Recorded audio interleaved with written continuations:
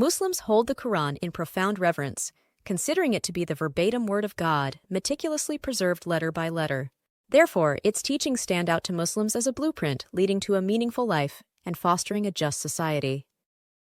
However, some scholars have raised doubts and uncertainties about the preservation of the Quranic text. Others countered these critical viewpoints with literary historical analysis of the documents available to us, along with new archaeological and manuscript discoveries. Let us elaborate on these arguments. Muslim tradition tells us that the Prophet began to receive the revelation through the angel Gabriel around 610 CE, which continued over the next 22 years until his death in 632 CE. Recording these revelations was of great importance. Before the Prophet's death, his companions preserved these divine messages on various materials they could find, such as stones, animal skins, and palm leaves. In addition to its written form, oral tradition via memorization was the fundamental method of preserving the Quranic text. The first community or state-led collection of the Quran into one book was initiated during the reign of the first caliph, Abu Bakr. Zayd bin Thabit, the youngest of the Prophet's companions, and one of his scribes, was tasked with gathering the scattered pieces of the Quran held by different members of the community. Under the third caliph, Uthman, various versions of the Quran's chapters were codified into a single written text, which became the standardized Quran used by Muslims today. Multiple copies of this standardized text, known in Islamic scholarship as the Uthmanic text, were created and distributed to emerging Muslim centers. It should be noted that during that time, other collections of the Quran were present for personal use. The most well-known copies belong to Ibn Masud and Ubay ibn Ka'b, who were the Prophet's close companions and leading scholars in the cities of Kufa and Damascus, respectively. According to some reports, these collections had slight differences from the standardized version. For instance, Ibn Masud's copy lacked the first, Fatiha, and the last two short surahs, and the order of the surahs was different. Ubay bin Ka'b's copy included two additional surahs, which are known as Qunut, a type of invocation performed by Muslims every day in the night prayer.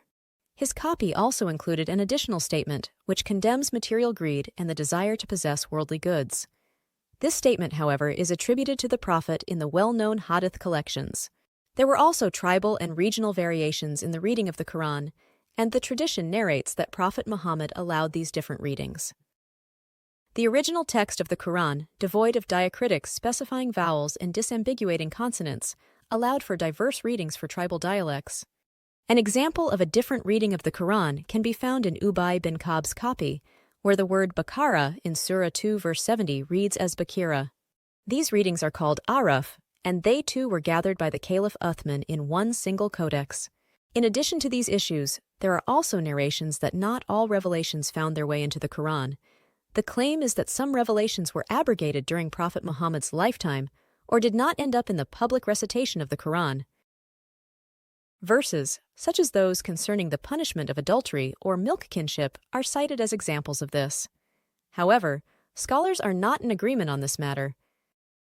Finally, ancient manuscripts of the Quran, which were recently discovered, offer some insights into its early forms, mostly supporting the traditional narrative.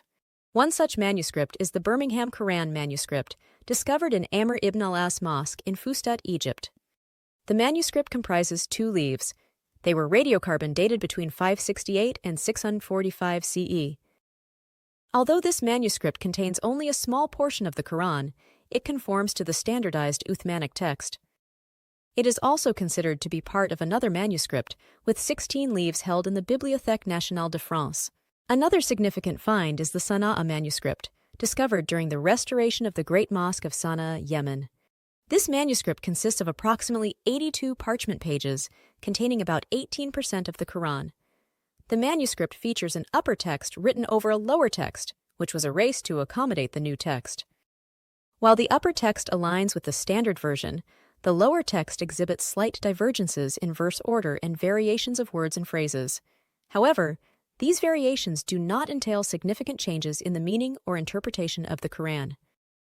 For example, in Surah 63 verse 7, the standard text reads, "They are the ones who say, 'Do not spend alms on those who are with the messenger of God in order that they may disperse.' While the lower text reads, "They are the ones who say, "Do not spend alms on those who are with the messenger of God, in order that they may disperse from around him." The lower text is quite significant, as it is the only manuscript that predates the Uthmanic text. It also shares some variants, although not many, with the reported information on Ubay bin Ka'b and Ibn Masud's Quran copies. Radiocarbon analysis dates the lower text's origin to somewhere between 578 CE and 669 CE. In summary, the evidence for the preservation of the Quran is quite extensive. Recent discoveries of Quranic manuscripts and the earliest traditional textual evidence indicate that the standard consonantal structure of the Quran has been well preserved. While it may be difficult to assert that the Quranic text we have today is identical, syllable by syllable and without any change in accent, to its original form as expressed by the Prophet, analyses of numerous text variants, including those attributed to Ibn Masud and Ubay bin Ka'b, show that these different versions closely parallel one another. Thanks for watching. Please like, subscribe, share, and donate.